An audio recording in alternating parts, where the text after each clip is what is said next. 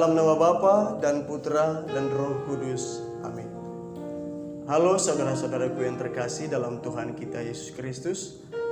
Shalom, berjumpa lagi bersama saya, Frater Evan Jabar, dalam Renungan Seminari Tinggi Santo Fransiskus Xaverius Ambon, edisi Minggu 19 September 2021. Saat ini kita akan bermenung bersama melalui bacaan-bacaan kitab suci. Bacaan pertama diambil dari kitab Kebijaksanaan. Bacaan kedua diambil dari surat Rasul Yakobus, dan bacaan Injil diambil dari Injil Markus. Saudara-saudaraku yang terkasih, kita sebagai manusia biasa, konsekuensi kita sebagai makhluk sosial, yakni kita hidup bersama dengan orang lain. Kita bersama-sama dengan orang lain, hidup di dalam kelompok-kelompok masyarakat, di dalam keluarga, bahkan di dalam agama, di dalam gereja. Dan sebagai manusia biasa pula, kita seringkali cenderung terjerat dalam keinginan untuk mau menjadi orang pribadi yang terbesar daripada orang lain. Kita menampilkan diri kita sebagai orang yang unggul daripada orang lain. Kita mau untuk dihormati, kita mau untuk disegani oleh orang lain. Akan tetapi pada saat ini ada satu pertanyaan penting bagi kita. Apakah kita secara pribadi dalam keinginan kita seperti tadi, bahwa kita mengerti dengan benar, memahami dengan baik arti sebenarnya, arti mendalam menjadi seorang yang terbesar dari antara orang lain? Apakah kita mengerti bagaimana arti sejati menjadi seorang pemimpin di dalam sebuah kelompok? Saudara-saudaraku yang terkasih, dalam bacaan Injil yang kita dengarkan, para murid dan Yesus ketika mereka dalam perjalanan menuju Kapernaum, kedapatan bahwa para murid itu sedang bertengkar tentang siapa yang terbesar di antara mereka. Hal ini sebenarnya, peristiwa yang dilakukan oleh para murid ini merupakan hal yang wajar-wajar saja. Karena mereka tentu saja terpengaruh oleh situasi sosial di mana dalam setiap kelompok tertentu pasti ada orang-orang tertentu di dalamnya menjadi orang yang terbesar, menjadi pembesar-pembesar di dalam kelompok itu.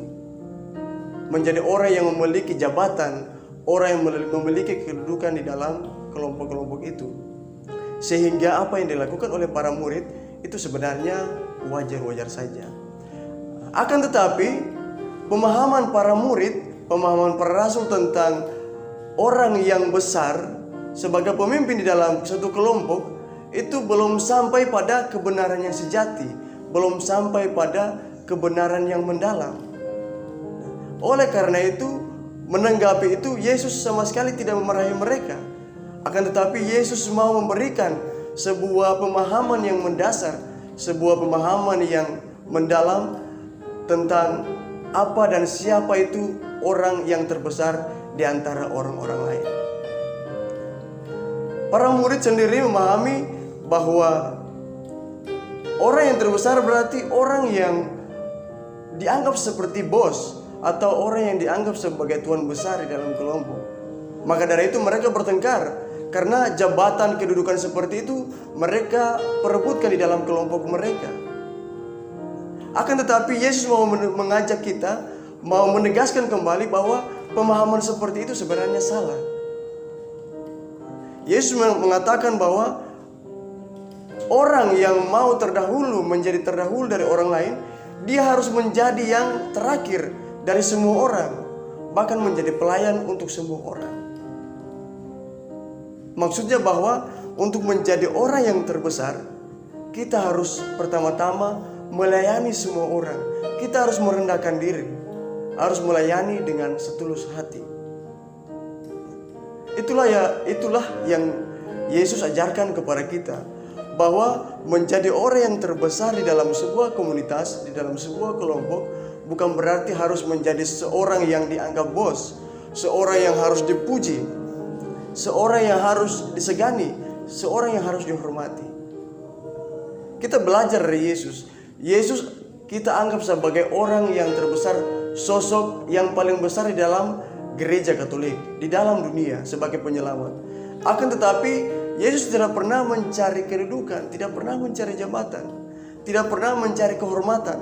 Bahkan ketika Yesus menyembuhkan orang, melakukan sebuah perbuatan yang mengherankan, dia melarang orang-orang itu untuk menyebarluaskan informasi itu.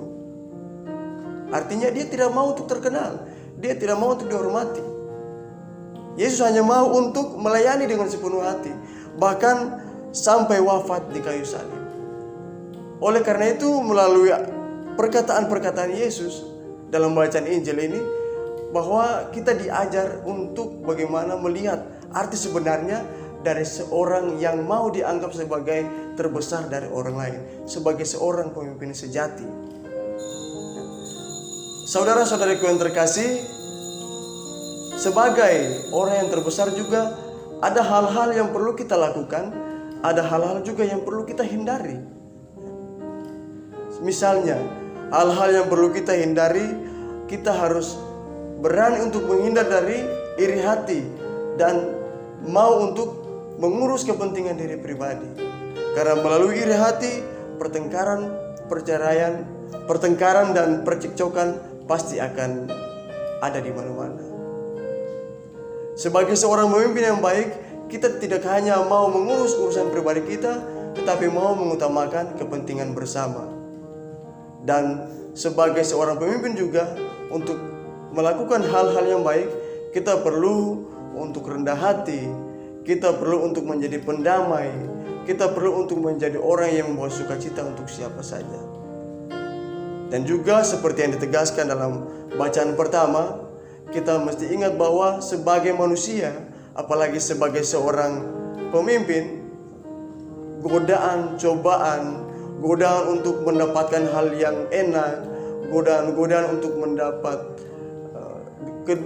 kedudukan, jabatan dan sebagainya, itu selalu ada dalam kehidupan kita. Oleh karena itu, kita harus berani untuk mengambil tindakan. Sebagai pemimpin yang baik, kita harus berani untuk berbuat baik, kendati resikonya itu besar. Kita wajib untuk melakukan sebuah perbuatan baik, kendati hak kita itu seringkali mendapat masalah. Kita harus berani untuk menanggung konsekuensi di balik setiap perbuatan baik yang kita lakukan dalam kehidupan kita demi kepentingan bersama dan keselamatan semua orang. Oleh karena itulah, oleh karena kerendahan hati kita, oleh karena pelayanan kita, oleh karena semua kebaikan yang kita buat, pelayanan kasih dengan tulus ikhlas, kita akan layak disebut sebagai orang yang terbesar, sebagai pemimpin sejati dalam kehidupan kita. Mari kita berdoa kepada Tuhan, semoga Tuhan senantiasa memberkati kita, menyertai seluruh tindakan dan usaha pelayanan kita, agar kita layak menjadi pemimpin yang sejati, pemimpin yang benar-benar berasal dari kehendak Tuhan. Semoga demikian. Dalam nama Bapa dan Putra dan Roh Kudus. Amin.